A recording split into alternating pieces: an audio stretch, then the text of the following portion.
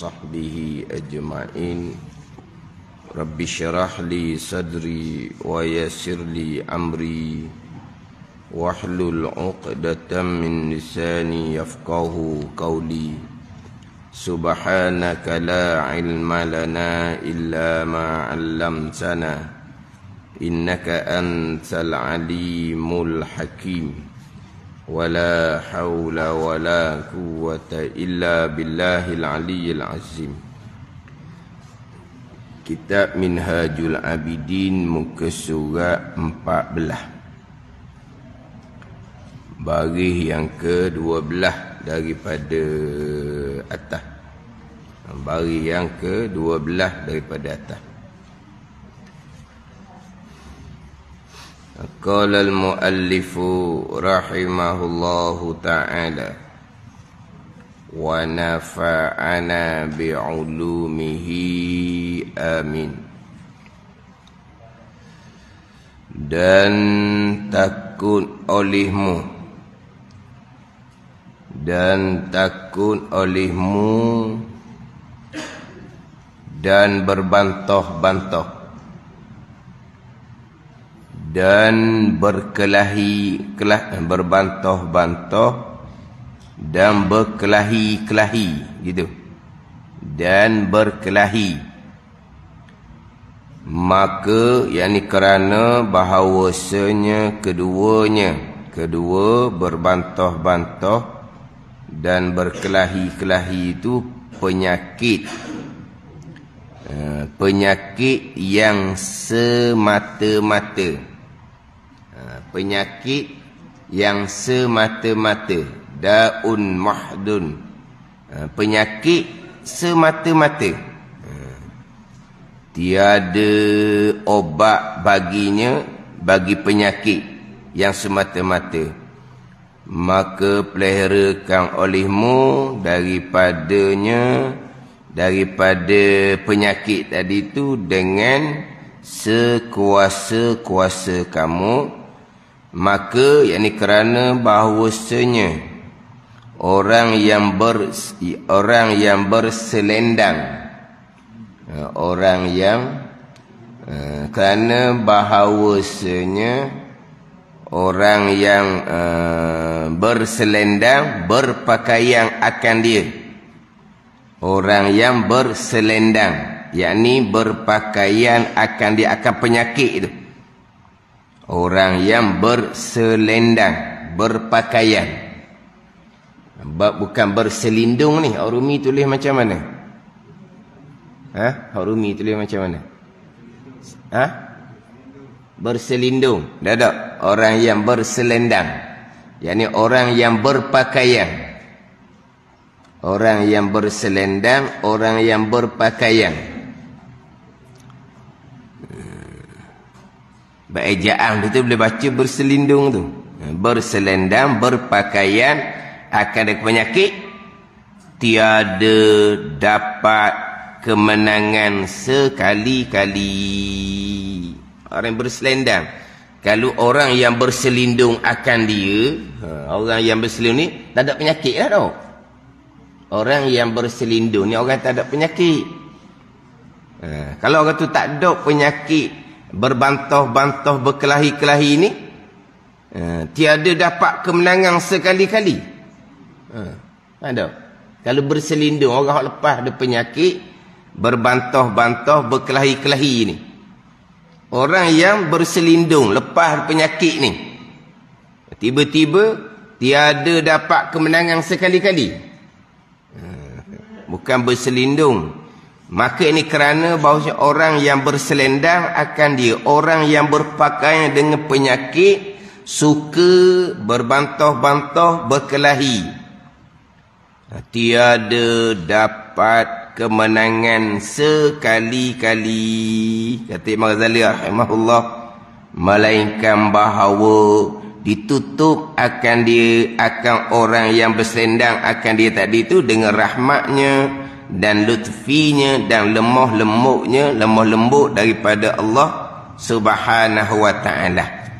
Hak ni hak berkaitan dengan berbantah-bantah, berkelahi pada ilmu tauhid, pada ilmu usuluddin. Pembicaraan sekarang adalah fardu ain daripada ilmu tauhid, ilmu usuluddin. Yang mana Hak Mazali peringat di sini adalah berbantah-bantah dan berkelahi-kelahi dalam perkara ilmu usuluddin. Sebab ilmu usuluddin, ilmu pegangan ni satu jalan sahaja. Tidak ada perbantahan, tidak ada perkelahian dalam ilmu usuluddin. Tetapi tidak dinafikan. Hak munazarah di sini dipanggil mujadalah, berbantah semata-mata. Adapun munazarah berhujjah untuk menegakkan jalanan akidah Ahlussunnah wal Jamaah, itu menjadi kewajipan kepada mereka yang berkemampuan. Yang mana kisah-kisah ulama-ulama mutabar terdahulu, mereka berhujjah, bermunazarah dengan golongan-golongan yang terpesong dalam bab pegangan. Hak ni dia semata-mata nak berbantah aja, nak berkelahi je. Hak tu Mazali kata penyakit semata-mata. Orang yang berselendang, berpakaian, berperangai dengan seumpama ni tidak akan dapat kemenangan sekali-kali di sisi Allah Subhanahu wa taala. Oh, nampak dalam hak sekarang lah. Sekarang kan alam maya sekarang nampak menang je dianya. Tu menang pada pandangan dia. Pandang ni. Tambahan pula sekarang ni banyak perbantahan dalam bab ayat-ayat mutasyabihah sekarang ni. Walaha ayat-ayat mutasyabihah ni jalanan sudah jelas. Hak jalanan Ahlussunnah wal Jamaah sama ada jalanan salaf ataupun jalanan khalaf. Hak ni kita kena mantap molek pada pembicaraan sifat mukhalafatuhu ta'ala lil hawadith. Hak sekarang ni hak banyak timbul perbantahan adalah berkaitan dengan ayat mutasyabihah. Timbul golongan-golongan yang terpesong yang mendakwa mereka adalah jalanan salaf. Antara jalanan salaf dan khalaf ni, jalanan Ahlussunnah wal Jamaah tidak ada perbantahan. Cuma jalanan salaf di 3 kurung yang pertama, ayat-ayat yang mutasyabihah, hadis-hadis yang mutasyabih, mereka serah makna kepada Allah Subhanahu wa taala. Mereka tidak berpegang pada zahir ayat, zahir hadis. Mereka tidak membahaskan maknanya sama sekali. Serah makna kepada Allah Subhanahu wa taala. Mereka menyucikan Allah Subhanahu wa taala daripada serupa dengan makhluk. Dalam ayat Al-Quran, Allah Ta'ala menyatakan Allah istiwa atas arash. Berpegang Allah istiwa atas arash. Di dalam ayat Al-Quran, Allah istiwa atas arash ni 7 kali diulang. Berpegang Allah istiwa atas arash. Berhenti setakat tu, tidak dibahaskan lagi. Ini jalanan ulama salaf. Hak timbul sekarang ni, mereka menyatakan ulama salaf berpegang Allah duduk atas arash. Itu bukan jalanan salaf. Sampai ke peringkat sesiapa yang tidak berpegang Allah duduk atas arash, bertempat atas arash, maka tidak beriman dengan ayat Al-Quran. Bayangkan, tidak beriman dengan ayat Al-Quran. Tidak beriman dengan ayat Al-Quran ni, satu huruf cukup dah. Satu huruf je dia tidak imani. Qaf, satu huruf je kan. Dia tidak imani itu kalamullah. Tak ada dia kata. Alif lam mim 3 huruf juga. Qaf 1 huruf. Dia tidak imani. 1 huruf sahaja. Maka batal iman dia. Kekal neraka selama-lamanya. 1 huruf saja tidak imani. Tiba-tiba sesiapa yang tidak berpegang Allah duduk atas arash, Allah bertempat atas arash, tidak beriman dengan ayat Al-Quran. Faham tak ni? Tidak beriman dengan Quran. Ayat pula istiwa atas arasy ni 7 kali. 7 ayat. Bukan huruf, 7 ayat. Bukan 1 ayat, 7 kali. 7 ayat Al-Quran. Siapa yang tidak berpegang Allah duduk atas arasy? Quran mana sebut Allah duduk atas arasy? Tu Quran sebut istiwa atas arasy. Istiwa ni ada belas makna. Jalanan ulama salah tidak letak makna pun serah makna kepada Allah. Memang istiwa ada makna duduk. Istiwa. Ni istawaitu alal kursi dengan makna jalastu alal kursi. Aku duduk atas kursi. Memang istiwa ada makna julus, istiwa ada makna istikrar. Istikrar ni menetap. Ada dalam istiwa dengan makna duduk, istiwa dengan makna menetap. Tetapi daripada belas-belas makna istiwa, ulama salaf tidak meletakkan makna istiwa kepada apa-apa makna, serah makna kepada Allah Subhanahu wa taala. Itu jalan yang salah.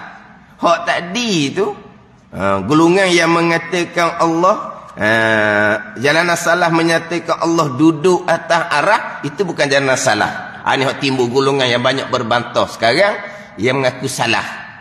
Tapi bukan salah yang sebenar. Ada ni.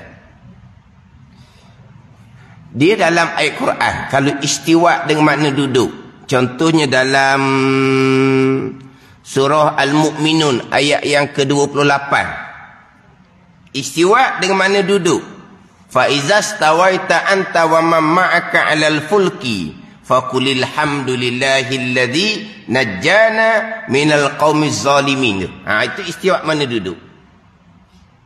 Fa iza stawaita anta wa man ma'aka 'alal fulki. Bila duduk engkau ya Nuh, itu duduk. Dan mereka yang bersama engkau ya Nuh atas bahtera. Bila duduk engkau ya Nuh dan mereka bersama engkau ya Nuh atas bahtera, maka kata olehmu alhamdulillahillazi najjana minal qaumiz zalimin. Segala puji bagi Allah yang melepaskan kami daripada kaum yang zalim. Itu istiwa dengan mana duduk. Siapa? Nabi Nuh alaihissalam dan mereka yang berserta dengan Nabi Nuh alaihissalam. Itu istiwa mana duduk. Tapi istiwa Allah Ta'ala tidak ada ulama salaf yang mendatangkan istiwa dengan mana duduk. Sekarang timbul golongan terpesong. Berpegang Allah duduk, salah dah.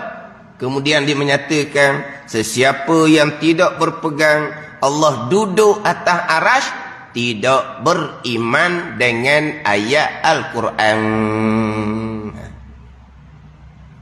Tidak mengkafirkan. Cuma kata tidak beriman dengan ayat Al-Quran.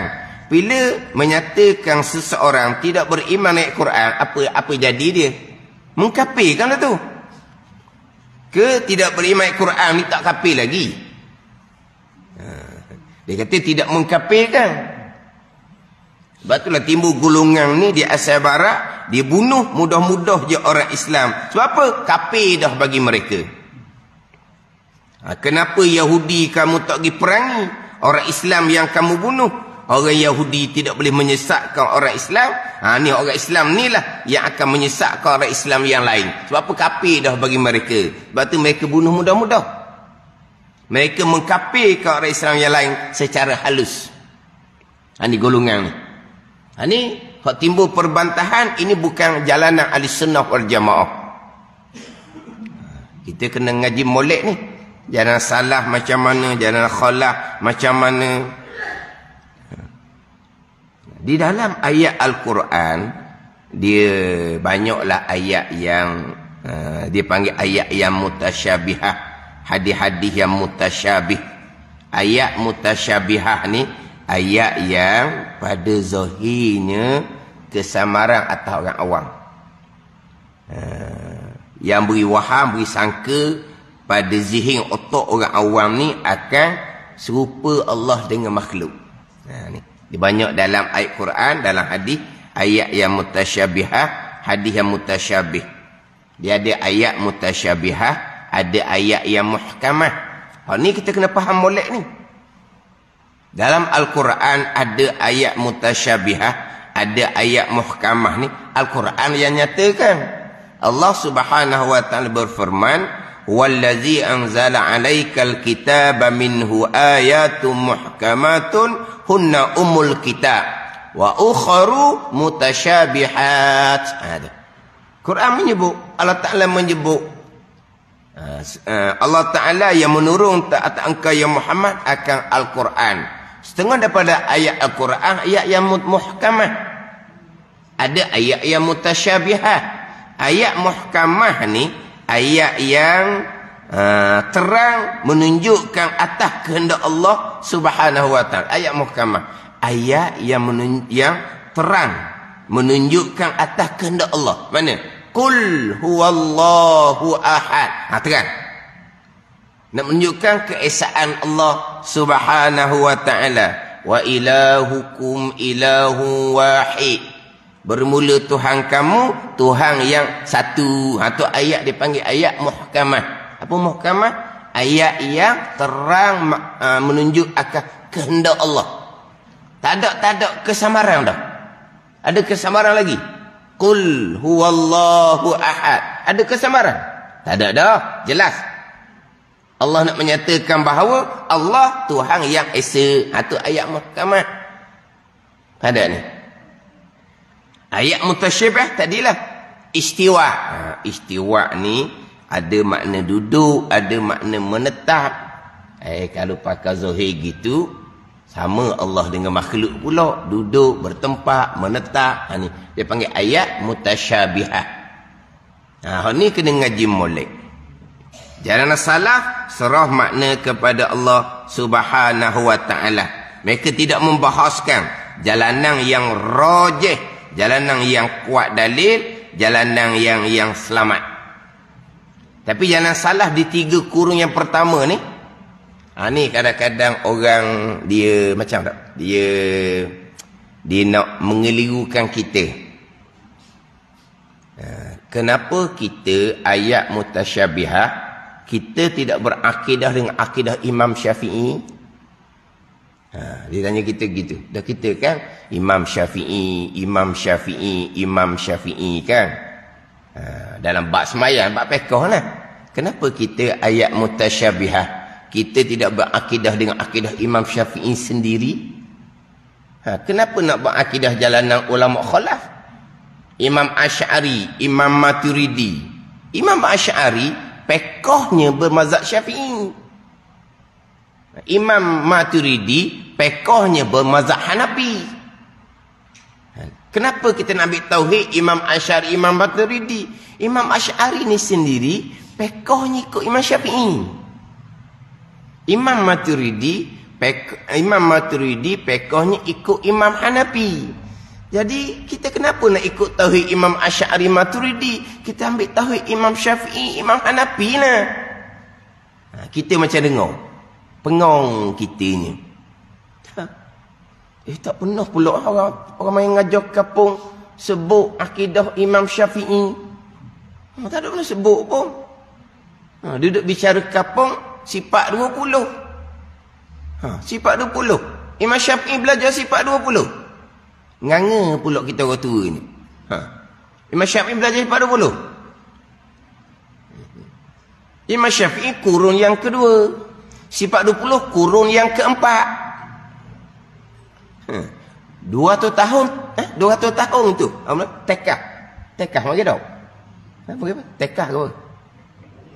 Tekah. 200 tahun. Apa? Bukan. Tebut tekah. Orang luar tak faham. Apa ni? 200 tahun jarak. Jarak.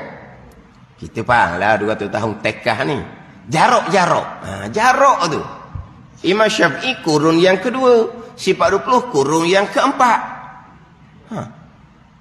Imam Syafi'i duk ngaji sifat 20. Kita pun ni. Ni golongan yang nak mengelirukan. Ni bab akidah ni. Kita kena mantap molek sini. Sebab terdahulu menjadi fardu ain ke atas kita Kalau timbul syubhah, kekeliruan dalam i'tiqad, kita kena belajar ilmu akidah sampai peringkat kita boleh menghuraikan, boleh membezakan untuk menyelamatkan akidah kita sendiri. Kalau timbul syubhah, timbul kesamaran dalam bab akidah, kita kena belajar sampai tahap boleh menghuraikan, boleh membezakan. Itu fardu ain kepada kita dalam ilmu tauhid. Kalau tak lepas sini, mari kekeliruan kita pun jadi pening. Mana akidah Imam Syafi'inya, Imam Hanafi, akidah salaf. Akidah salaf, ayat mutasyabihahnya macam mana? Serah makna kepada Allah. Serah makna kepada Allah, menyucikan Allah daripada zahir ayat tu. Kata je. Itu akidah Imam Syafi'i. Tapi tak sebutlah Imam Syafi'i, sebut akidah salaf. Kenapa tak sebut akidah Imam Syafi'i? Sebab akidah Imam Syafi'i ke Imam Hanafi, Maliki, Hambali ke, satu akidah sahaja, tidak dibahaskan. Sebab akidah mereka akidah salaf, satu akidah sahaja. Dalam ayat mutasyabihah ni, mereka tidak bahaskan sesuai pada zaman mereka. Di 3 kurun yang pertama yang diaku oleh Nabi sallallahu alaihi wasallam. Di 3 kurung yang pertama tu. 3 kurung yang diaku oleh Nabi sallallahu alaihi wasallam tu. Ada ni. Afdalul qurun qarni, summa allazina yalunahum, summa allazina yalunahum. Itu Nabi sebut. Selebih-lebih kurung aku 100 tahun yang pertama. Kemudian kurung selepas kurung aku 100 tahun yang kedua. Kemudian kurung selepas ada kurung yang selepas ada aku. Ini 1 tahun yang ketiga. Itu 3 kurung yang pertama yang diaku oleh Nabi sallallahu alaihi wasallam. 3 kurung yang pertama ni dalam bab akidah solid. Maka ayat mutasyabihah, hadis mutasyabih, serah makna kepada Allah Subhanahu wa taala. Ini dia ajar dalam kitab-kitab tauhid sifat 20. Jalanan akidah Imam Syafi'i, akidah salaf. Kemudian selepas dia 3 kurung yang pertama, pada masa pemerintahan Bani Umayyah, ini balik pada sejarah belaka ni. Dia masa tu tidak luas lagi. Duduk di bawah khalifah Islam pada masa pemerintahan Abbasiyah. Jadi sudah luas. Mana yang masuk Islam bukan lagi orang Arab tetapi orang Ajam. Orang Ajam. Arab, Ajam. Ajam ni macam kita lah. Orang yang bukan bahasa Arab. Orang Melayu ke orang Cina ke India ke orang putih, orang apa kita panggil Ajam. Bukan orang Arab. Apa makna? Makna kita ni bukan bahasa, kita bukan sama bahasa dengan bahasa Al-Quran. Kita bukan sama bahasa dengan bahasa hadis Nabi sallallahu alaihi wasallam. Sebab bahasa Al-Quran bahasa Arab, bahasa hadis bahasa Arab, kita bahasa Melayu. Jadi Al-Quran hadis bukan bahasa kita. Lepas ada 3 kurun yang pertama orang Ajam. Yang masuk Islam pula bagai-bagai anutan yang terdahulu pada masa kafir mereka. Bagai-bagai anutan.